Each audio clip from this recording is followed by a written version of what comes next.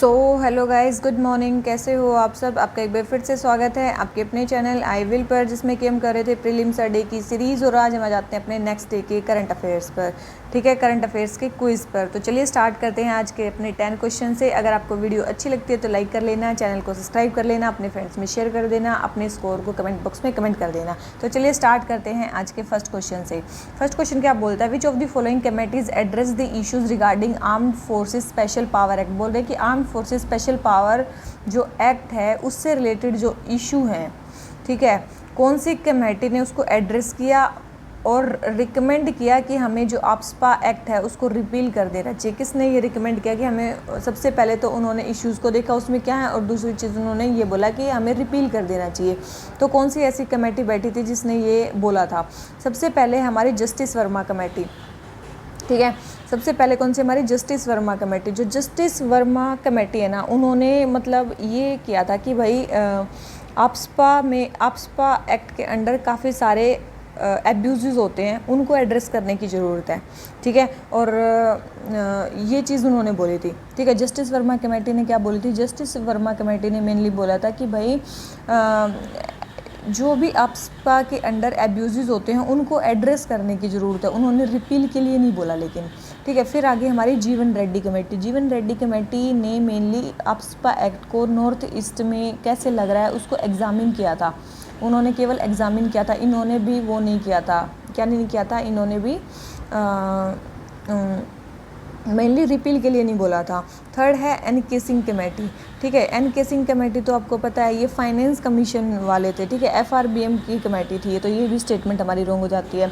Fourth है second ARC. Second ARC ने जो है मेनली क्या बोला था? सेकंड एआरसी ने रिकमेंड किया था कि आप्सपा को रिपील कर देना चाहिए। 2007 में जो सेकंड एआरसी बैठा था उसने रिकमेंड किया था कि भाई जो आप्सपा एक्ट है उसको रिपील कर देना चाहिए। तो सेकंड एआरसी हमारा करेक्ट ऑप्शन है और सारे हमारे रॉन्ग ऑप्शन है। तो हमें बतानी है करेक्ट स्टेटमेंट। तो हमारे जो केवल एक ही स्टेटमेंट है करेक्ट, वो है सेकंड एआरसी। ठीक है, तो हमारा क्वेश्चन नंबर 1 हो जाता है कंप्लीट। आ जाते हैं अपने सेकंड क्वेश्चन पे। सेकंड क्वेश्चन है हमारी एग्रीकल्चरल प्रैक्टिसेस के बारे में, देख लेते हैं भाई। Consider the following agricultural practices. सबसे पहले, zero tillage help in carbon sequestration and requires minimum labour compare to traditional farming method. देखो, जीरो टिलेज आप सभी को पता होगा, बिल्कुल सही स्टेटमेंट हमारी लिख रखी है। इसमें मेनली ड्रिलर्स के थ्रू जो है क्रॉप के सीड्स को बोया जाता है बिना प्रायर लैंड प्रिपरेशन के और सॉइल को डिस्टर्ब किए। ठीक है, मान ले जो प्रीवियस क्रॉप का स्टबल बचा हुआ है उसको बिना कुछ किए उसी में ही सीडों को बोया जाता है, वो होती है जीरो टिलेज। तो बिल्कुल ये कार्बन सिक्वेस्ट्रेशन में हेल्प करता है और मिनिमम लेबर की इसमें रिक्वायरमेंट होती है क्योंकि इसमें लैंड को ठीक नहीं करना होता। तो ये स्टेटमेंट हमारी क्या है? बिल्कुल सही है। सेकंड है, zero tillage reduces the soil erosion and crop duration. बिल्कुल, ये मेनली सॉइल इरोजन को भी रिड्यूस करता है और क्रॉप ड्यूरेशन को भी। थर्ड है, vertical farming method is different from hydroponic और एरोपोनिक्स ग्रोइंग मेथड्स। तो याद रखना, मेनली जो क्या बोलते हैं, वर्टिकल फार्मिंग में क्या होता है, मेनली मतलब जो क्रॉप्स हैं या फिर जो भी है प्रोड्यूस को जो हम ग्रो करना चाहते हैं उसको वर्टिकली स्टैक कर दिया जाता है। उसमें हाइड्रोपोनिक्स या एरोपोनिक्स वाले मेथड्स भी आते हैं, ऐसा नहीं है वो उसमें नहीं आते हैं, वो डिफरेंट नहीं है, वो भी मतलब हाइड्रोपोनिक्स और एरोपोनिक्स भी वर्टिकल फार्मिंग मेथड में आते हैं। फोर्थ है, mixed farming is multiple cropping practice. आप सभी को पता है, मैंने बताया था मिक्स्ड फार्मिंग क्या होता है। क्रॉपिंग मतलब एग्रीकल्चर करना, साथ में हमारी एनिमल हस्बेंड्री करना। ठीक है, एनिमल हस्बेंड्री करना मतलब जो लाइव स्टॉक है उसको भी वो ग्रो करना, तो उसको रेज करना लाइव स्टॉक को। तो ये दोनों चीज़ें मिला के मिक्स्ड फार्मिंग बनाती है, ना कि अलग अलग टाइप की क्रॉप्स को उगाना। ठीक है, मल्टीपल क्रॉप्स को अगर आप उगाते हो कहीं पे भी 2 और मोर क्रॉप्स को प्रोक्सिमिटी में, तो उसको क्या बोलते हैं? इंटर क्रॉपिंग बोलते हैं। ये जो लिख रखा है ये क्या है? इंटर क्रॉपिंग है। ठीक है, ये क्या है? इंटर क्रॉपिंग है। और ये मिक्स्ड फार्मिंग क्या होती है? जिसमें एनिमल हस्बेंड्री प्लस फार्मिंग होती है। तो ये स्टेटमेंट भी हमारी क्या होगी? रॉन्ग होगी। हमें बतानी है करेक्ट स्टेटमेंट। तो केवल और केवल 2 ही स्टेटमेंट जो है वो इसमें हमारी क्या है? करेक्ट है। ठीक है, तो ये क्वेश्चन हो जाता है हमारा कंप्लीट। आ जाते हैं अपने नेक्स्ट क्वेश्चन पे। नेक्स्ट क्वेश्चन हमें क्या बोलता है? Consider the following statements. कुछ स्टेटमेंट्स को कंसिडर करना है। सबसे पहले है, वन ऑफ द डीपीएसपी। एक जो डीपीएसपी है वो मेंशन करता है कि स्टेट को ये इंडेवर करना चाहिए कि जो कंजप्शन है उस पर प्रोहिबिशन प्रिवेंशन लगाया जाए except for medicinal purposes of intoxicant जो ड्रिंक्स हैं उन पे और ड्रग्स हैं उन पे जो हेल्थ के लिए इंजूरियस हैं। बिल्कुल सही स्टेटमेंट है। हमारे DPSP में ये क्या किया गया है, ये प्रोवाइड किया गया है कि हमें इन चीज़ों से क्या रहना है, बच के रहना है। ठीक है। सेकेंड है directive principles of state policy set goals that the state should Aspire towards establish condition under which citizens can lead a good life. बिल्कुल ये गोल है कि मेनली सिटीजन्स एक अच्छी लाइफ जी सकें, उसके लिए स्टेट को एफर्ट्स करने पड़ेंगे।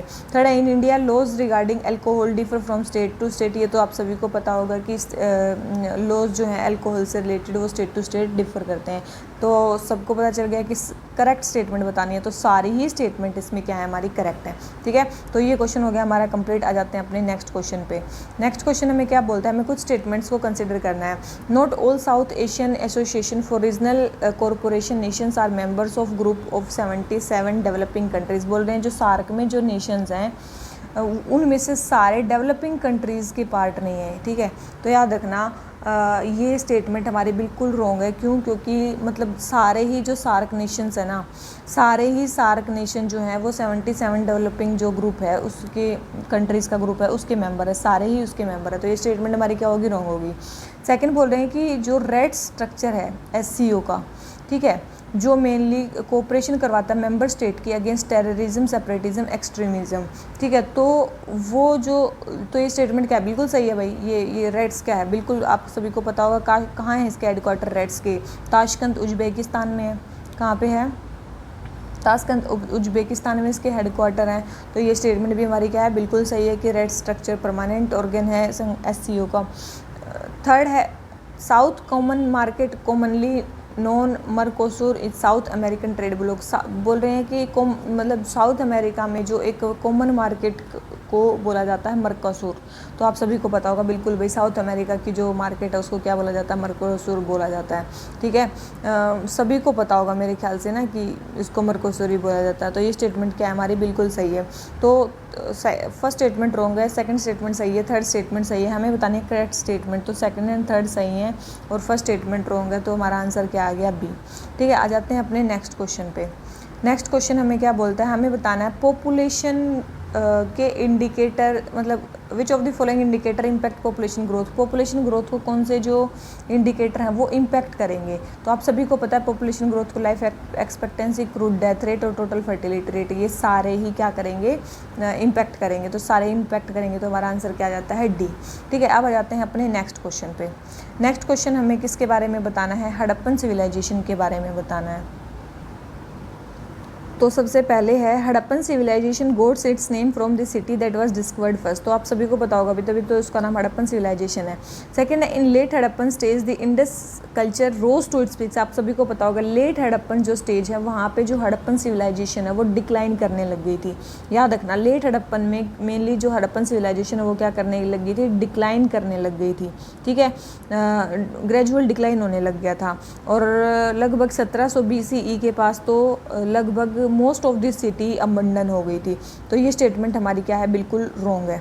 ठीक है, तो ये सेकंड स्टेटमेंट रॉन्ग है, फर्स्ट स्टेटमेंट करेक्ट है। और हमें बताने गलत स्टेटमेंट, तो गलत कौन सी है, सेकंड स्टेटमेंट रॉन्ग है। तो आंसर हमारा क्या आ गया, B। ठीक है, आ जाते हैं किस पे, अपने नेक्स्ट क्वेश्चन पे।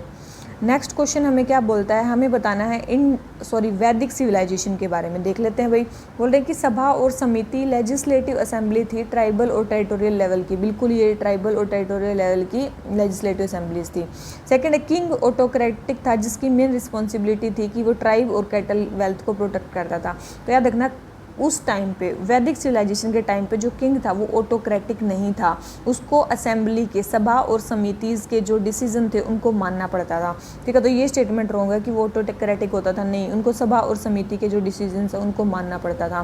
थर्ड है समिति was not open for women in early वैदिक पीरियड। तो याद रखना, जो समिति थी वो सबके लिए ओपन थी, उसमें वीमेन भी जा सकती थी। तो ये स्टेटमेंट भी हमारी क्या होगी, रॉन्ग होगी।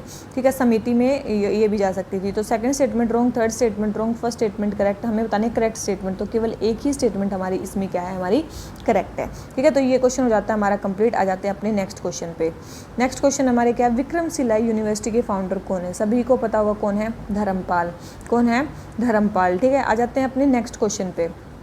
नेक्स्ट क्वेश्चन हमें क्या बोलता है, Ashokan inscriptions were majorly engraved in Brahmi script and Kharosthi script. ठीक है भाई, देखो अशोका के जो इंस्क्रिप्शन है वो मेनली दो स्क्रिप्ट में लिखे गए हैं, एक या तो ब्रह्मी स्क्रिप्ट, एक है खरोष्टी स्क्रिप्ट। उसके बारे में हमें कुछ चीज़ें दी गई हैं, तो हमें बतानी है कौन सी स्टेटमेंट सही है।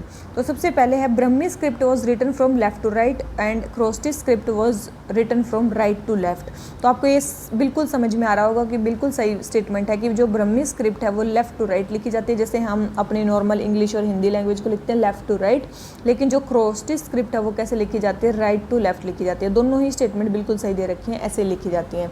सेकेंड है Brahmi script prevailed in north west India whereas Kharosthi prevailed in rest of the India. तो याद रखना ये स्टेटमेंट क्या है हमारी, ये स्टेटमेंट हमारी रॉन्ग है, क्योंकि मेनली नॉर्थ वेस्ट इंडिया में जो प्रिवेल करती थी वो थी खरोष्टी स्क्रिप्ट।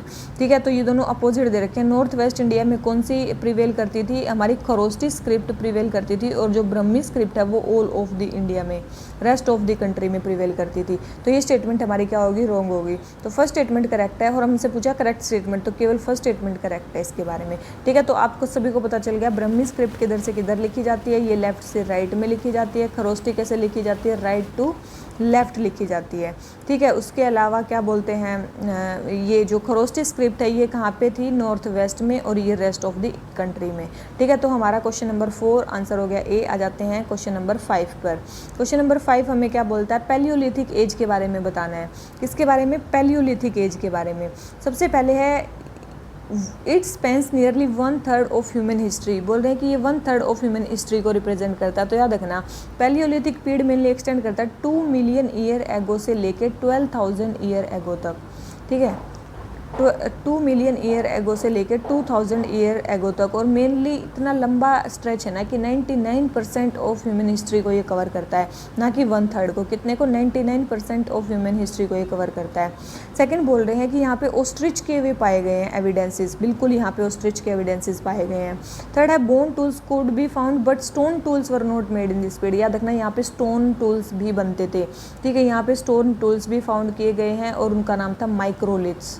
उनका नाम क्या था, माइक्रोलिथ, स्मॉल होते थे।